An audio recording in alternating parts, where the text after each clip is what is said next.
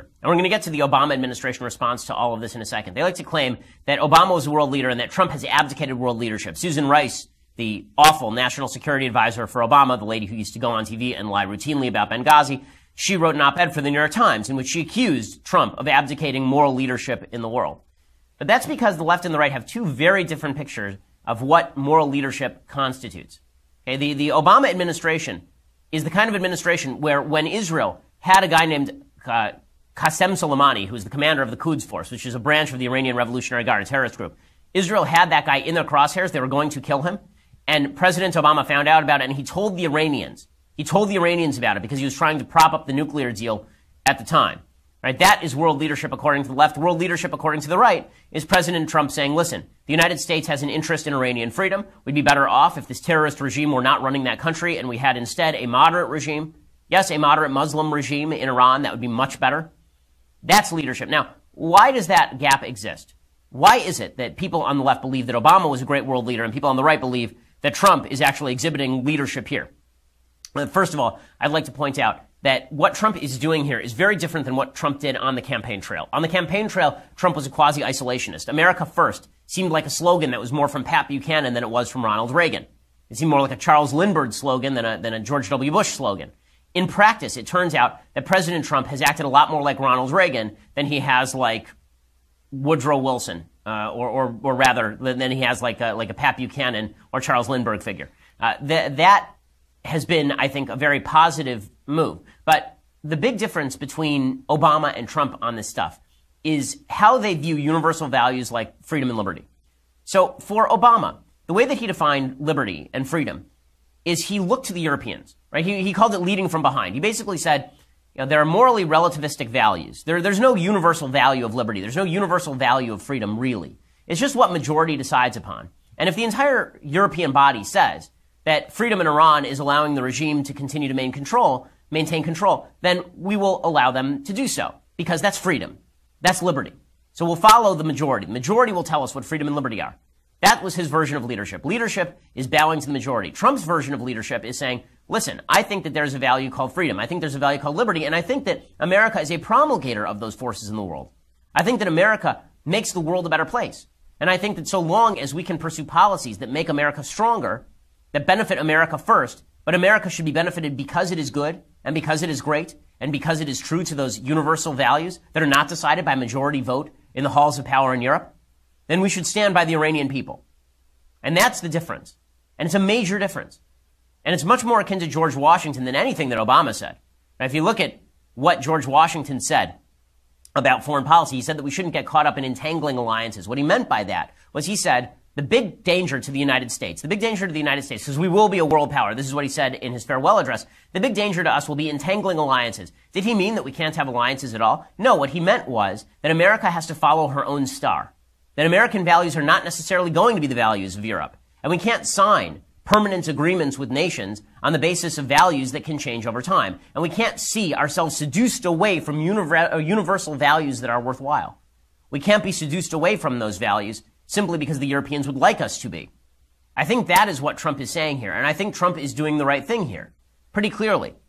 Now, in a second, we're going to discuss exactly what it is that the left is responding to, because the left's response to Trump has been truly astonishing, right? These are all the people who say that Trump was not going to react well to chaos in the world, that Trump was going to be a danger to the world, that Obama was some sort of great halcyon of freedom and liberty and world leadership.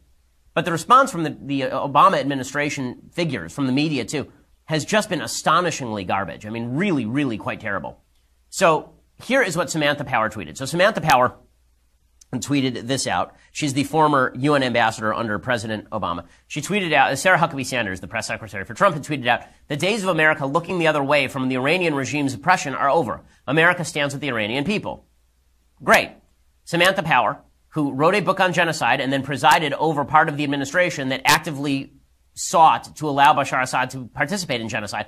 Samantha Power tweeted out, we stand with the Iranian people so much that we won't let them come here. And so she's slapping Trump. So we're in the middle of a fight with the Iranian government that is repressing its own people, and Samantha Power takes time out to bash Trump because Trump has a travel ban against people traveling from Iran. Now, I think what Samantha Power misses here are a couple things. One, Samantha Power has no leg to stand on whatsoever, as in no leg to stand on whatsoever, when it comes to speaking about the Middle East. She was participant in in an administration that upheld and strengthened the worst terror regime on planet Earth in Iran. But beyond that, the reason that so many Iranians want to flee the country is in part because they were propped up by the Obama administration. If the Iranians actually had a good government, they wouldn't need to come here. That's the whole point.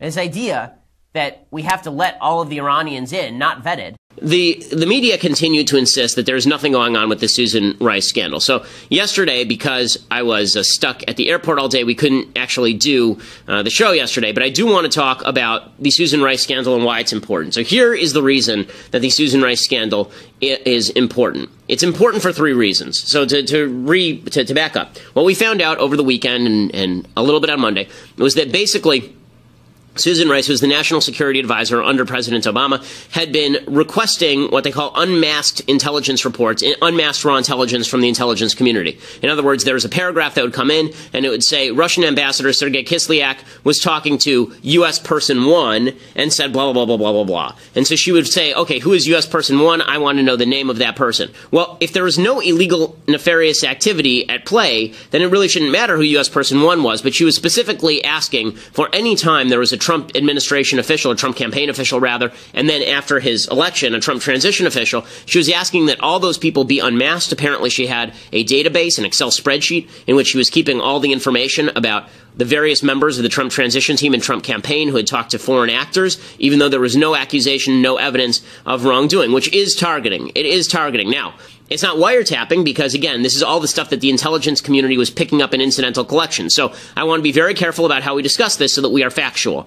It is Susan Rice sort of spying on the Trump administration in the sense that she is using a Trump filter to go through all of the information that's being gathered by the intel community. But that's not the same thing as like in the lives of others where the government says, I want you to go spy on this person. Yeah, it's not what's going on here.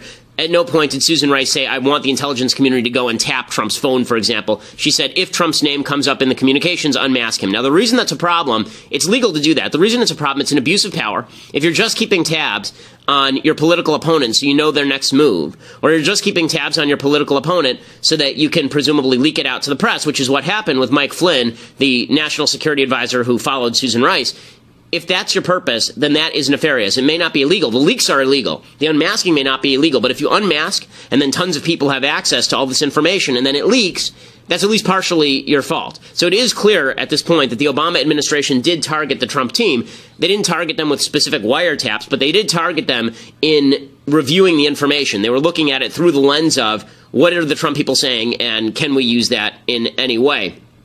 As the Wall Street Journal editorial board said, Ms. Rice would have no obvious need to unmask Trump campaign officials other than political curiosity. Also worth noting, Rice lied. So Rice was specifically asked about whether she knew about any of the intelligence gathered on Trump, and she said she didn't know anything about any of the intelligence gathered on Trump. What she actually said was that she knew nothing about surveillance of the Trump team. This also does make theories about the relations between Trump and Russia a lot more strained, because if she was seeing all of the raw intel, and the raw intel had been telling her something really nefarious, wouldn't that have come out already?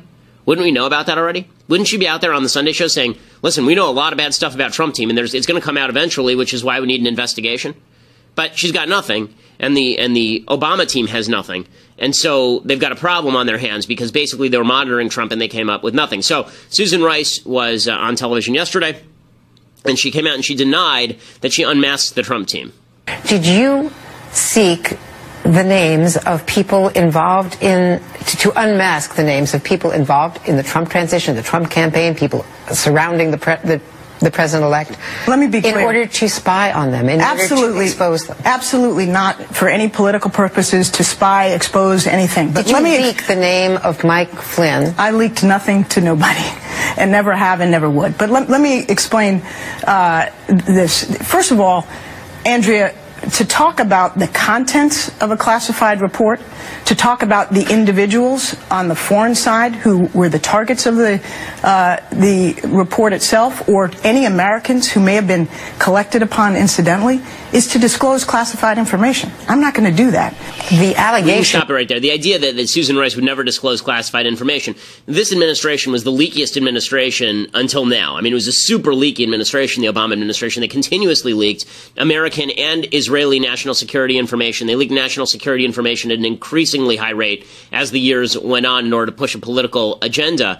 The idea that nobody in the Obama administration would leak is silly. Also, I like how Susan Rice may be telling the truth here, but I like when she says, I didn't look at any of this for political purposes. Okay, how do you define a political purpose?